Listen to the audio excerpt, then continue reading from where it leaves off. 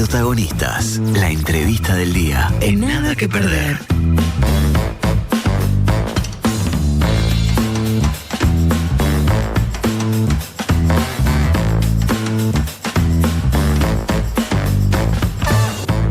Lo decíamos antes de la tanda, momento de recibir al senador Frente Amplista Óscar Andrade, que ya está con nosotros en el estudio. Muy buenos días, Óscar, gracias por acompañarnos. Gustazo, gracias por la invitación. Buenos días. Bueno, y no nos aguantamos y ya veníamos hablando del trabajo que se está realizando en el Parlamento, porque bueno, hace ya un poquito más de un mes que vienen trabajando, y en ese sentido consultarte, ¿no? ¿Cómo analizás el trabajo en ese ámbito, particularmente en el Senado, que es donde estás tú? Bueno, lo primero que hicimos fue el trabajo de desarchive. Esto es proyectos de ley que se presentaron en el periodo pasado y que no tuvieron aprobación. En el caso de Frente Amplio, la inmensa mayoría, fueron muy pocos. Creo que la iniciativa de Cristina con la Infancia fue una excepción, pero el grueso de las iniciativas legales no tuvieron aprobación. Ahí un poco separar cuáles pueden tener un carácter coyuntural. O sea, hubo leyes que tenían que ver con la pandemia, por ejemplo, y decir, bueno, esta norma quizá hoy el desarchive no tiene mucho sentido, pero otras tantas que no. Y ahí hay un segundo tiempo que es de discusión política de la bancada, es de esa cantidad de proyectos desarchivados, cuáles son los que son prioritarios en cada una de las áreas. Ese segundo tiempo del debate de la bancada se dio. Ahora hay un tercer tiempo del debate que ya no es de la bancada, sino que es de la bancada con las áreas de trabajo. Por ejemplo, hay proyectos de ley que tienen que ver con vivienda. Entonces, bueno, conversarlo con el Ministerio de Vivienda, a ver si lo ve por este lado, piensa en esta iniciativa o piensa mandar una relacionada que tenga otro enfoque. Hay otros que tienen que ver con la cuestión laboral. Bueno, sobre este punto que tenemos esta iniciativa desarchivada, aprobamos esta iniciativa, ustedes piensan trabajar en esta misma área en una sintonía distinta. Por un ejemplo, el caso laboral es muy claro, la reducción de la jornada. Desarchivamos el proyecto. Pero hay una discusión de si, bueno, el Ministerio de Trabajo piensa colocarlo vía negociación colectiva primero, armar un ámbito tripartito, mientras nosotros discutimos el proyecto de ley, para tener un componente de sintonía. Y en esta segunda instancia que decís, Óscar, que discutieron justamente sobre las distintas áreas, que es lo prioritario, además de esto vinculado a la jornada laboral, ¿qué otros proyectos serían los más? Bueno, a ver, yo en vivienda tengo la intención de poder aprobar dos que tienen que ver con el acceso al suelo urbano, que presentamos en el 2021, creo que en realidad fue muy frustrante que no se aprobara en el periodo anterior. O sea, hay amplio consenso académico que cualquier política de vivienda, el último censo todavía nos devuelve una situación más trágica en el sentido de viviendas vacías, abandonadas y degradadas. Es un fenómeno que se dio del 96 al 2004 donde explotó esto. O sea, para poner ejemplo, en Montevideo teníamos 8.000 viviendas que no estaban ni de segunda propiedad, ni en alquiler, ni estaban en construcción. Por ejemplo, o sea, que de eso saltamos a 25.000.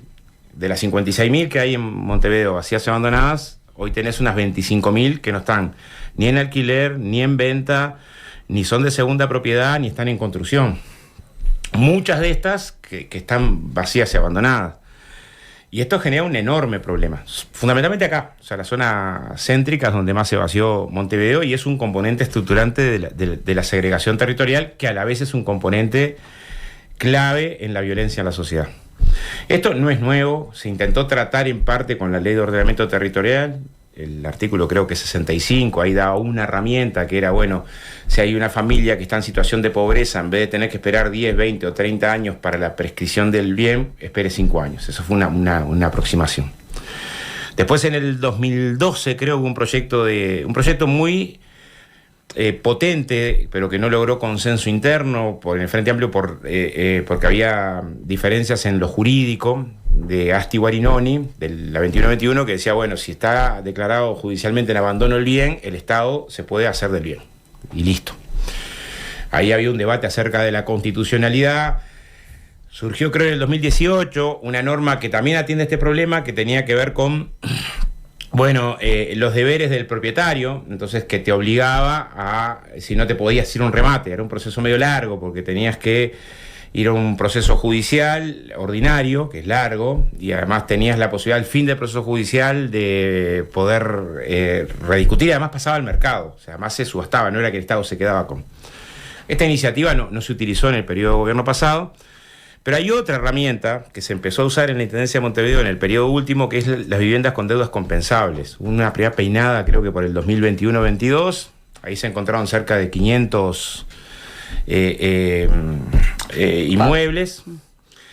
De estos, la mitad había gente, entonces se fue a los inmuebles vacíos. De estos había cerca de 80, 90 que además tenían una deuda que era 5 veces el valor. O sea, se fue a los más grandes y a los que tenían una deuda que decís, esto es imposible. Y de hecho se expropiaron cerca de 80. En los 20 que sería una cooperativa viven más de 280 viviendas, pero hay un elemento que demora este proceso, que es el de la doble tasación. Entonces, uno de los proyectos de ley elimina el proceso de la doble tasación y simplifica el proceso de expropiación, lo que te permite tener una herramienta potente para el tema del acceso al suelo urbano, que es una clave, porque si en esta lógica, después hay una decisión de la cartera de tierras municipal de decir es para cooperativa, porque hay un concepto ahí que es, la vivienda no es solo la cantidad de viviendas, es el derecho a la ciudad. Vos podés decir, bueno, pero yo vendo este terreno que está en el Cordón o en la Aguada y capaz que me permite hacer más vivienda en la periferia. Bueno, pero vos tenés que generar que la sociedad tenga derecho a vivir en la ciudad. Oscar, y si pensamos... Perdón, querías... Dale, no, uno, el otro es uno, que pasa, este tema es muy... tiene varias puntas, que desestimula la vivienda vacía por especulación, que es otro componente. Un riesgo que se detecta en el último censo es que cada vez hay más viviendas vacías que no están en el mercado por decisión de que sean un activo financiero. O sea, si bueno, con la inestabilidad del sistema financiero, en vez de invertir en cosas, tengo un apartamento que está todo vacío. Bueno, en las ciudades que resolvieron el problema de la segregación territorial, esto se castiga. Se castiga mucho más fuerte que en nuestro texto, que es una carga impositiva mayor si vos tenés la vivienda vacía. Algo que también existe en Montevideo para la contribución inmobiliaria del 2016, que en su momento hubo un pleito de constitucionalidad. Cada vez que tocas este tema parece que es inconstitucional. La Suprema Corte definió que sí era constitucional el tributo, y hoy hay arriba de 5.000 padrones que tienen una sobretasa producto de estar vacíos y abandonados. Bueno, es un instrumento que refuerza con el impuesto al patrimonio diferencial cuando tenés la situación de especular con la vivienda. Ya no solo vacía por abandonada, sino vacía como forma de especulación. En algunos casos hemos detectado viviendas de la vivienda promovida a los que les exoneramos un conjunto de tributos con una idea, que es decir, bueno, pero para que haya más viviendas, para que bajen los alquileres, para que esté mejor el precio, y en realidad, si no la pones en el mercado, ni bajar los alquileres, está mejor el precio, y estás especulando cuando tuviste un conjunto de subsidios. Te iba a preguntar, saliendo de estos dos proyectos vinculados a vivienda, mencionabas algo de lo laboral. Sí. Obviamente, tema central va a ser rendición de cuentas y después ley de presupuesto. Ya hubo algún intercambio con el Poder Ejecutivo, con el Ministerio de Economía. ¿Qué se ha hablado? ¿Qué se puede adelantar? Sí, muy primario. Yo en lo laboral rescato uno más que me parece que es urgente, que es el de los créditos laborales, el Fondo de los Créditos Laborales. Fue muy claro cuando se dio el cierre de Casa Galicia por el tamaño de Casa Galicia, pero hay una interpretación que el gobierno pasado tuvo y que nosotros en su momento construimos una ley alternativa, y que es que cuando una empresa quiebra y pasó por proceso de concurso, no hay que cubrir los créditos laborales. El Fondo de Insolvencia Laboral, que es del gobierno de Frente Amplio en el 2018, nunca dice esto. Pero como están las dos interpretaciones, nosotros queremos modificar la ley para que efectivamente todos los créditos laborales, sean preconcursales o postconcursales, se cubran, porque en realidad ese es el espíritu del convenio 173 de la Organización Internacional del Trabajo. Y además fue lo que votábamos en su momento. Acá creo que también tendríamos mejores posibilidades, porque una parte del Partido Nacional y Cabildo acompañó en su momento el proyecto, que terminó vetado por la calle. Pero son temas en los que nos parece que está bueno que podamos tratar de avanzar rápido, porque además hacen a los dos proyectos de país. Tanto la participación del Estado en el tema del mercado inmobiliario como la defensa de los derechos laborales tienen que ver con eso. A la pregunta. Para mí va a haber 3 elementos que van a determinar el gobierno que nace. Uno claramente es la política salarial, ¿no? Eso en un costado tiene que ver con el presupuesto. O sea, nosotros claramente fuimos muy críticos de que el ajuste principal hecho por el gobierno que salió fue en los salarios y las jubilaciones los primeros 40 meses de gobierno, que la política económica era todavía más dura de lo que fue, porque en realidad su objetivo era que tuviéramos 60 meses de rebaja, cosa que se logró revertir en parte por las negociaciones colectivas que lograron desbordar la política económica, pero ahí claramente nosotros decimos, bueno, tenemos que tomar un conjunto de instrumentos en la negociación colectiva, y no solo en la negociación colectiva, que protejan el salario. O sea, no habría posibilidad de fundamentar, uno se imagina dentro de 5 años que los salarios fueron castigados en un gobierno de Frente Amplio. O sea, ahí tenemos un elemento que tiene que tener centralidad. Y en particular los ingresos más bajos, lo que acá nos genera una doble complejidad, porque esto, en los ingresos más bajos hay una parte importante, según yo entiendo, que no depende de la negociación colectiva. O sea, si tú agarrás los 540.000 uruguayos que cobran menos de 25.000 pesos, te vas a encontrar con que más de 200.000 son cuentapropistas. Bueno, el que trabaja por la cuenta no está regulado por el Consejo de Salario y la negociación colectiva. Otros 120.000 o están en la informalidad absoluta o en el subempleo. Bueno, quien está en la informalidad absoluta no está regulado por la negociación colectiva. Y de los otros que te quedan, hay una parte importante, casi la mitad, a la que no le respetan el laudo hoy. O sea, es el trabajador que trabaja en la pizzería, le pagan 100 pesos por día, por la hora. Bueno, le están pagando menos hoy de lo que es el laudo. O sea, moviendo el laudo no le estás tocando. Entonces, tenemos un enorme desafío que hay que ponerle mucho pienso. Decir, bueno, si queremos que los ingresos de la parte de la población, atender los hogares pobres, esto está muy relacionado con los niños pobres, porque es uno de los mecanismos que contribuye después a salir de la situación de pobreza, de una de las dimensiones de la pobreza, que es la del ingreso, no es la única. Bueno, tenemos un desafío de política económica enorme en la que hay que abrir la cancha a distintos instrumentos, ¿no? A distintos instrumentos. O sea, lo primero de estos 3 puntos, lo salarial. Claro, yo creo que ahí tenés un elemento que es central en el sentido de cómo se va a mirar el gobierno. ¿Y los otros 2?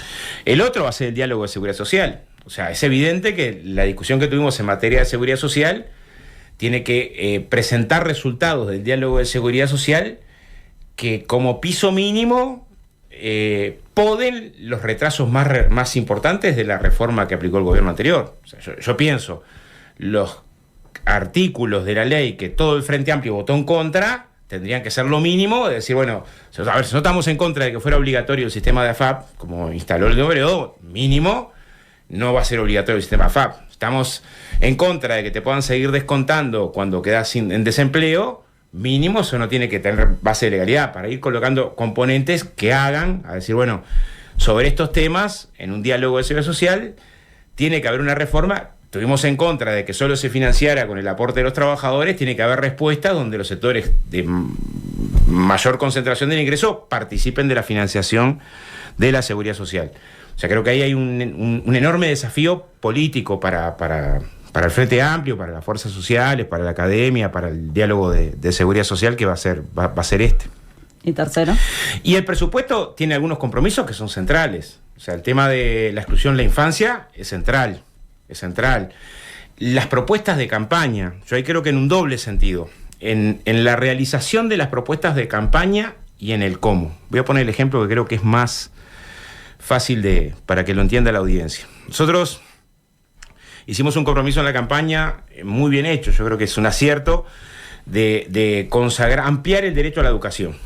Y cualquiera se da cuenta en nuestro país que hay una parte de la gurizada que deja de estudiar por razones económicas. O sea, deja de estudiar o porque tiene que cuidar a los hermanos o porque tiene que salir a trabajar muy temprano.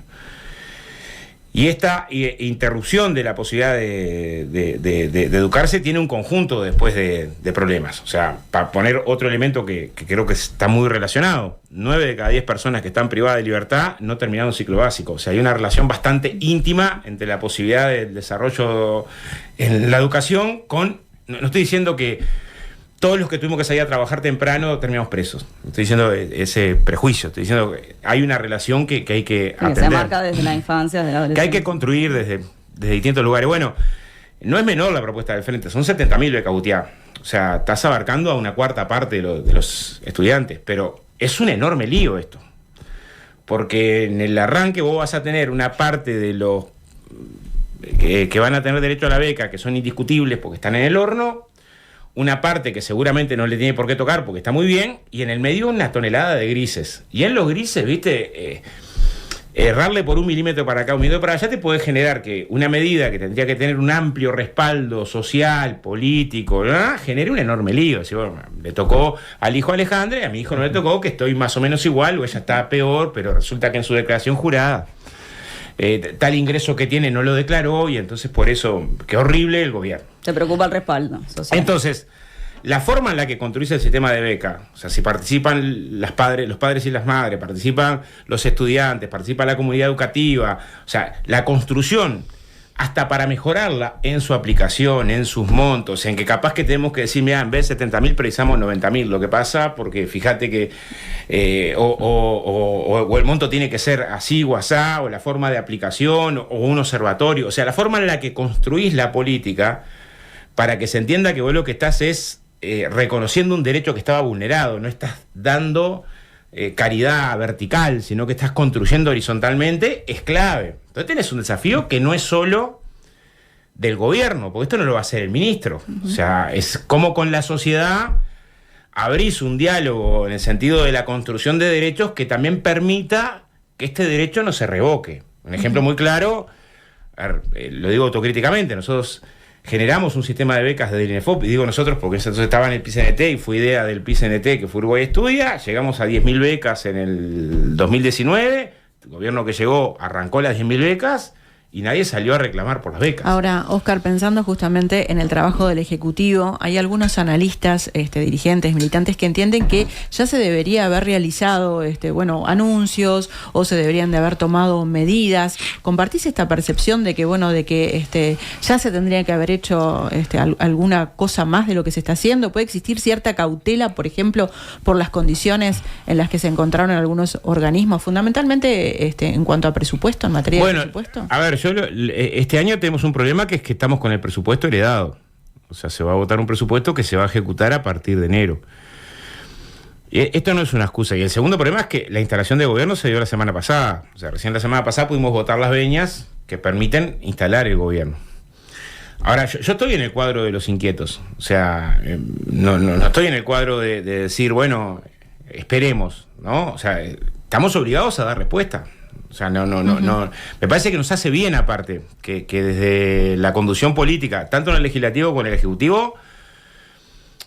A ver, ¿cómo puedo decir esto? A mí me pasó en un mayorista en el que voy cada tanto a comprar, que habíamos ganado el noviembre y voy la primera semana de diciembre, y el que me atiende dice, Boca, ¿y el aumento de salario cuándo es ahora? Y lo habíamos asumido. O sea, es cierto que hay una parte de la sociedad que está, el nivel de ansiedad es altísimo, y hoy además es cierto que se espera nada. O sea, todo lo que yo tener ya, es un problema del posmodernismo, es como, en mi interpretación, la forma de manifestación del pensamiento que predice la circulación de mercancías en el planeta.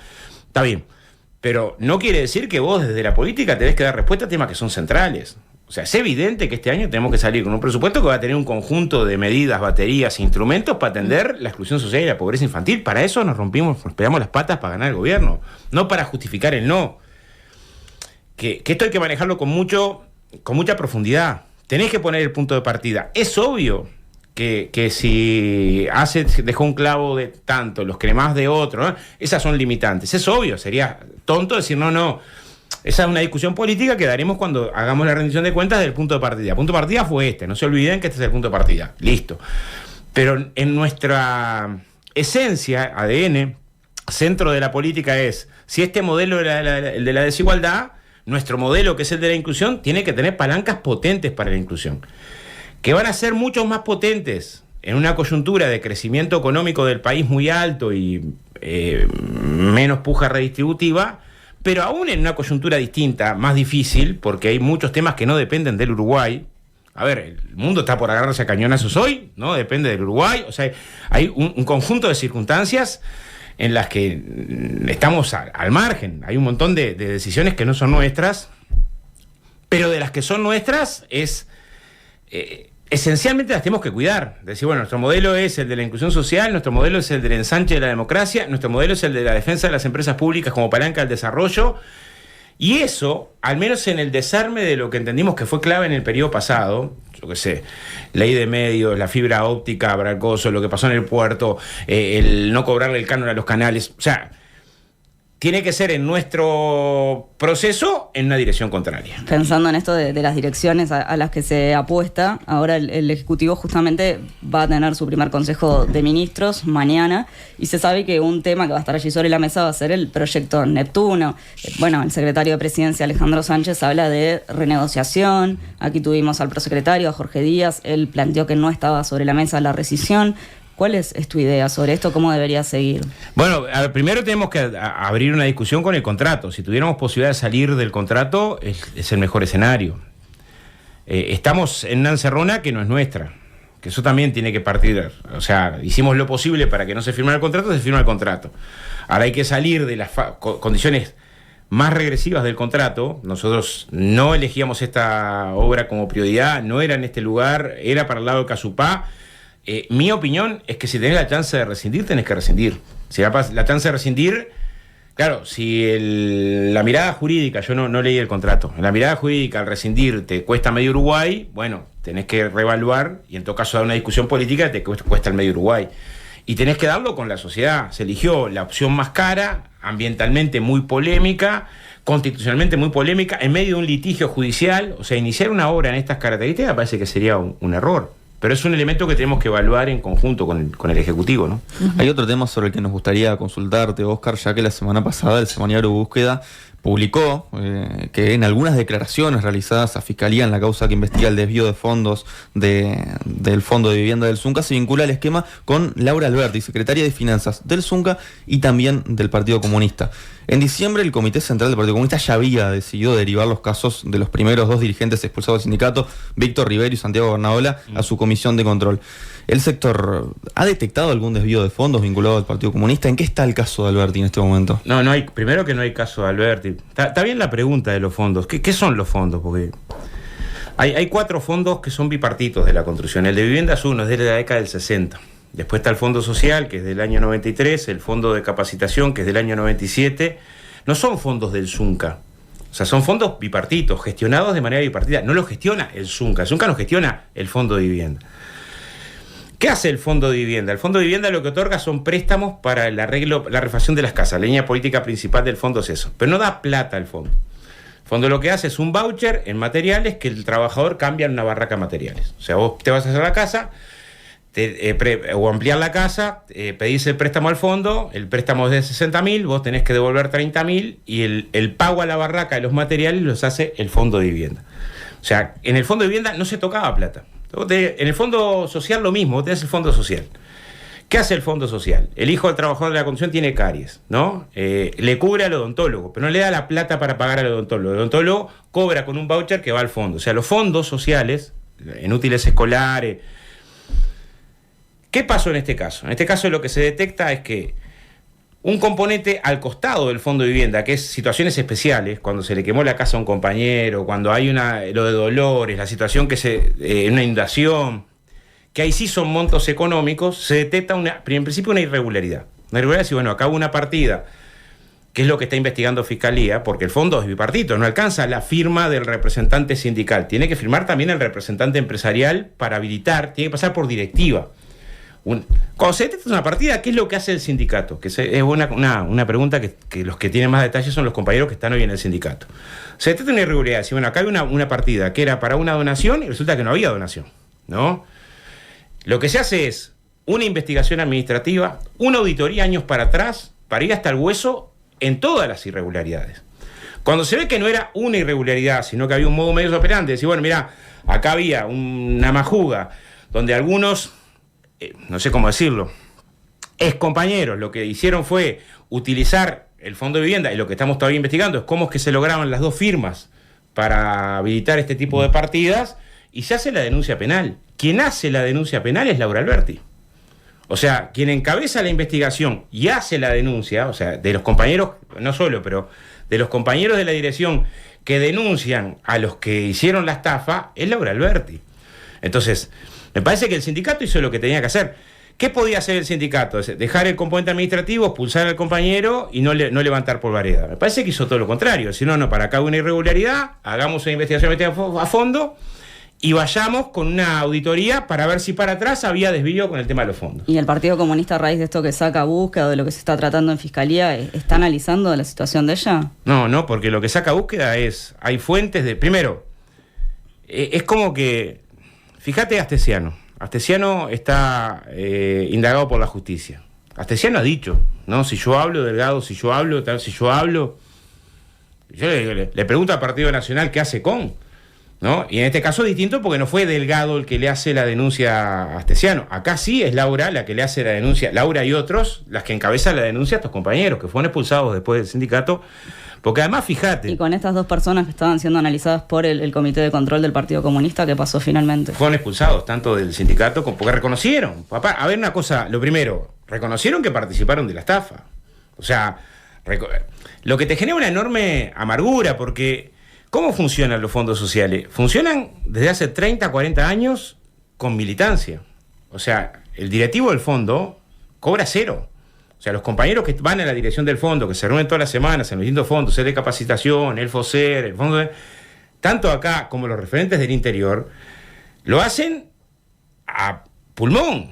Entonces, que los fondos sean noticias. Fíjate que los fondos no son noticias por todo lo demás. O sea, ahora arrancan las clases, hubo 30.000 cédulas escolares. No son noticias porque facilitan el turismo, porque atienden salud mental, porque... No, todo eso no son noticias. Ahora son noticias, y lamentable, porque esta cosa es dura, pero me parece que el sindicato hizo lo que tenía que hacer, que es el sindicato. Sí, igual te preguntábamos por la pata justamente ahora que la tuya, la del Partido Comunista. Claro, pero fíjate una cosa, ¿no? El búsqueda dice, yo leí fuentes dicen que supuestamente alguien habría hablado de la posibilidad de... ¿Qué haces con eso? ¿No? O sea, yo creo que en todo caso los compañeros que tienen acceso a la carpeta fiscal tendrán más elementos que yo. Si esa es la estrategia de defensa, es una estrategia que está muerta, ¿no? Pero está muerta por varios lugares. Y bueno, hay que ver la campaña que hicimos nosotros. La campaña nuestra tuvo una fuente de financiación, los votos, más nada. No tuvimos un minuto en televisión, no tuvimos agencia de prensa, de publicidad. O sea, la campaña nuestra fue una campaña que a 500 kilómetros, uno puede mirar en las campañas electorales cuántos hubo de plata en cada campaña. La campaña nuestra, señores, es una campaña que lo que contamos fue la plata de los votos y de las dietas de los cargos políticos que como sostenemos el ingreso que teníamos en la actividad antes de ingresar, financiamos la campaña. Pero lo central acá me parece que es lo otro, es decir, bueno, había otro margen para hacer, se hizo lo que para mí había que hacer, que es esta clave. Y después esperar que la justicia investigue. Repito, todavía tenemos ahí un elemento que nos genera una enorme... Hubo por lo menos negligencia de la contraparte, porque cada donación tiene que estar avalada por la directiva. Y en la directiva no está el Zunca. En la directiva está el Zunca y están las cámaras empresariales, ¿no? Nosotros fuimos hasta el hueso con cada compañero que estuvo vinculado con 10 centésimos o 100 pesos. ¿Puede estar involucrado entonces la cámara empresarial? No, lo que estoy diciendo es que por lo menos hay negligencia, ¿no? Por lo menos hay negligencia. Igual es un tema, a ver, esta es una construcción bipartita, ¿no? Es una construcción donde los aportes que se manejan son aportes de los trabajadores y de los empresarios. En el Fondo de Vivienda es mayor el aporte empresarial que el de los trabajadores, pero se administra de manera bipartita. Esto es muy doloroso para las cámaras y para nosotros. Es decir, bueno, es un orgullo los fondos. Vos decís, te pasan los fondos y vos, mirá, a ver, pasan 10.000 arreglos odontológicos por año el Fondo Social. No es 1 o 2, ¿no? O sea, generás políticas. Hoy tenemos 4 centros de la infancia que fueron financiados por el Fondo de Vivienda. Vos decís, pucha, ¿cómo del aporte y de la negociación colectiva tenés estos resultados? En los barrios pobres para gurises que están en la recontralona. Que estés en la carpeta por unos lumpen te genera drama, pero es eso. Ahora, nosotros vamos a mover cuando haya media prueba de... Pues si hasta ahora lo que hemos hecho es, compañeros que tuvieron media prueba de estar vinculados fueron expulsados, ¿no? Pero... sin miramientos, ¿no? Investigar para atrás. Ahora, si no hay media prueba de, manija, ¿no? Pero nadie puede, igual sería medio insólito, ¿no? Decir, bueno, tenés este esquema y vos haces la denuncia y vos haces la auditoría y vos haces para ir hasta el fondo de años para atrás.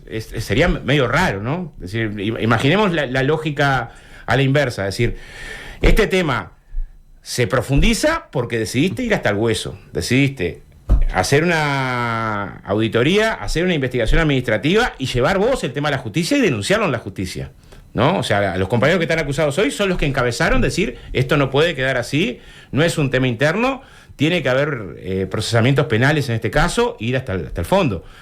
Hasta que no haya media prueba, toda la confianza en los compañeros y compañeras que encabezaron esa decisión, que no es sencilla porque vos, es como que te falta plata en la radio. Vos podés decir, fulano está echado o no alcanza con que esté echado. Voy a hacer la denuncia penal a fulano, que era hasta ayer mi compañero. Porque la verdad no alcanza que faltó plata. Voy a ir un escalón más arriba, investigar para atrás, ver si alguno más tuvo que ver con que faltó plata y a todos eso decapitarlo. Y hacerlo público. O sea, todo eso fue lo que hizo el sindicato. Esto es polémico si había que hacerlo o no. Yo respaldo que se hizo bien. Pues a ver, si a veces te falta, tenés un compañero enfermo, hiciste para una coleta y te faltaron 10 centésimos y aplicás la máxima medida, bueno, está bien que se aplique.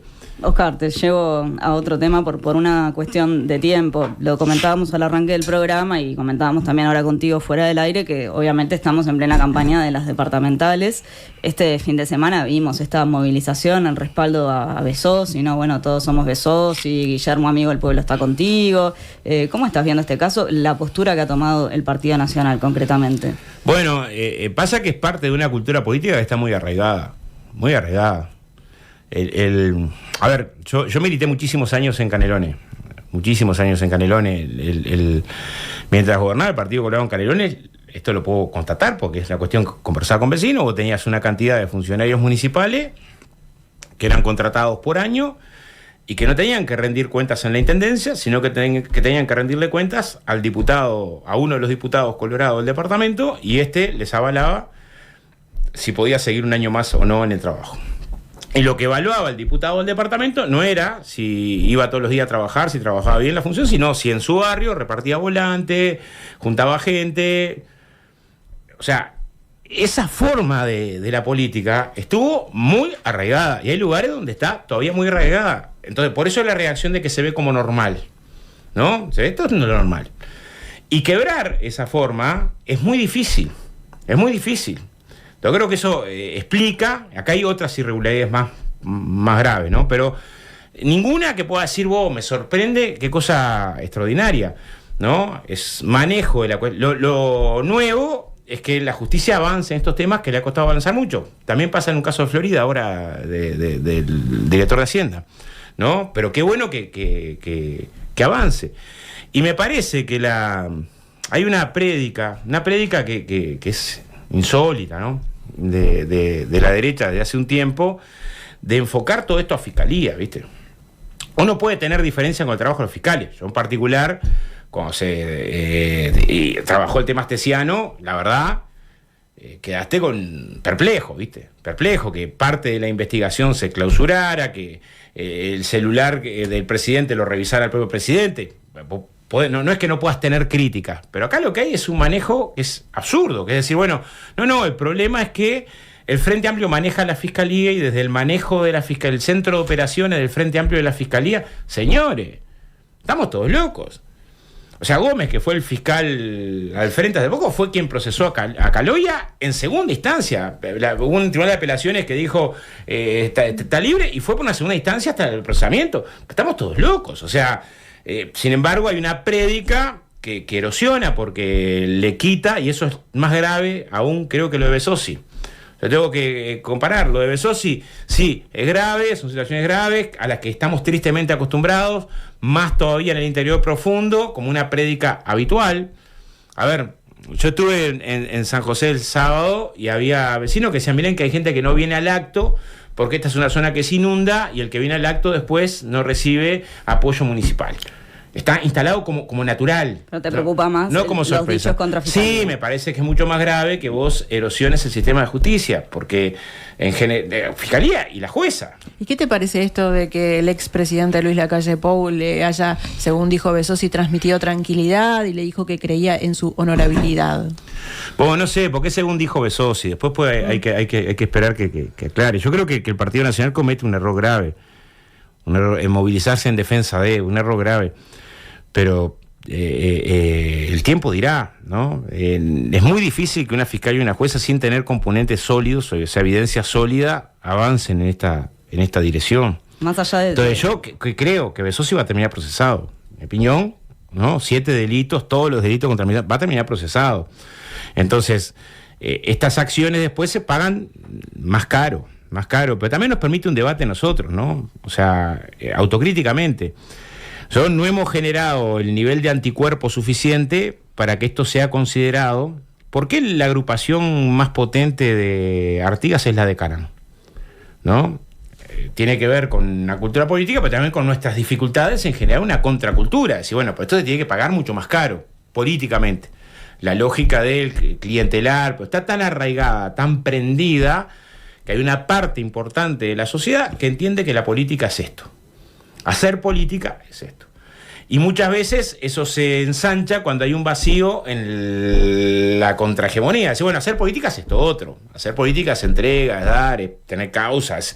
Y bueno, ahí creo que también nosotros tenemos que pensar cómo fortalecemos nuestra perspectiva de hacer política, porque sin ganar la batalla cultural podés tener un triunfo jurídico en una ley, pero que la inercia siga yendo en dirección contraria, ¿no? Y ahora, está bien, por un lado estaba esto que Besossi dijo que le dijo Lacalle, pero lo que es un hecho que sí dijo el senador nacionalista Botana es que le pidió a Orsi que pusiera un freno con esto que está pasando. Un disparate, ¿no? La declaración toda de Botana es un disparate. Y la denuncia a la fiscal por un posteo en Facebook del 2019.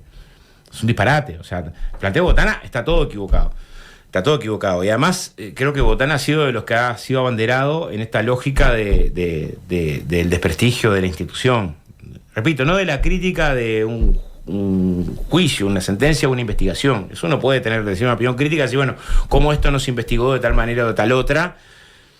Que te queda. Porque yo tengo que resistir archivos. O sea, cuando la fiscalía no permite el peritaje del celular en el exterior de Astesiano, cuando todos vimos que había información ahí, que había salido en el libro, que no había sido encontrada, y la verdad, sí, pero ¿y por qué no? ¿No? Me parece que esa es una parte en la que está bien. Otra es decir, Fiscalía Centro de Operaciones. Señores. Me parece que ahí hay un error. Y concretamente con este pedido a Orsi. Me parece que Orsi le va a decir que no. Me parece que estás para la tribuna. Igual creo que van a quedar. Pero a ver, Botana tiene el caso más claro en su departamento. Botana pierde en una de las elecciones municipales y lo que hizo el intendente del Partido Nacional que le ganó a Botana es echar a todos los que eran de Botana. Y después Botana gana y lo que hace Botana es meter a todos los que eran de él, que los había echado el otro intendente blanco. Y después terminaron los dos acusándose uno a otro, uno de despidos masivos y otro de uno de persecución política y otro de acomodo y ingreso a dedo de cientos de personas. O sea, eso pasó en Cerro Largo, no entre el Frente Amplio y el Partido Nacional, entre dos fracciones del Partido Nacional, a la vista de todo el mundo. O sea, no fue algo escondido, subterráneo, ¿no? O sea, una de las manifestaciones más groseras de clientelismo, pero además Botana lo defiende. Dice, no, yo sí conozco a tal, tengo el derecho a elegir yo quién ingresa y quién no ingresa. De hecho, lo defendía como criterio hasta para los jornales solidarios. Entonces, el esfuerzo por democratizar el acceso a la función pública, entre otras, que es un enorme desafío, porque no es sencillo de resolver. Porque vos hoy te vas a encontrar, a veces converso con compañeros, es muy difícil legislar sobre esto porque vos te encontrás con gente en la Intendencia que está hace 20 años en esta condición de contrato por año que se determina. ¿Y qué haces? ¿Sorteás ese puesto de trabajo cuando hace 20 años que está? ¿Tiene sentido? Además, los que en general no se presupuestan son los que tienen alguna diferencia aparte con el intendente de turno muchas veces. Entonces, es un tema que tiene un conjunto tiene una realidad preexistente a la que tenés que atender, porque si no te das la cabeza contra la pared y podés quedar en una condición que es muy débil. Decir, pero entonces si vos ganás, fulanita que hace 10 años que está acá y que limpia la intendencia todos los días y tiene 2 gurises, la echás al otro día porque, o sea, tiene un conjunto de aristas que pueden ser complejas, pero que es claro que a la larga deslegitima la acción política y tiene un riesgo hoy que es el deterioro institucional. Cuando hay ataques permanentes a Fiscalía, pasó en el periodo pasado. ¿Esto puede llegar a ser una presión por futuras investigaciones, por ejemplo, por futuros juicios a otras autoridades dentro del Partido Nacional, por ejemplo? En general, yo creo que sí, que estas manifestaciones generan presión. Después tenés que tratar de lograr de que los procesos que se investiguen se lleven a cabo. A ver, por eso digo que el procesamiento que le tocó a Caloia en el Brou fue por una cuestión similar a lo que pasó en el puerto. Similar, no pasó por el directorio el aval. Y el fallo de Fiscalía fue distinto. ¿Vota acá Fiscalía? No, tenés derecho a opinar, decir, bueno, hubo un cambio de criterio evidente. ¿No? Un cambio de criterio evidente. ¿Obedece solamente a presiones? No, pero nadie es inmune a la cuestión de las presiones políticas. Bueno, tenés que tratar, me parece que en eso hay que ser cuidadoso, decir, bueno, generar que el trabajo de la administración de la justicia intente estar lo menos expuesto posible a las presiones para evitar que se deteriore el sistema democrático. Óscar Andrade, muchísimas gracias por acompañarnos gracias esta a mañana. ustedes. Gracias. Nada que perder. Producción general, Enzo Dinolfi.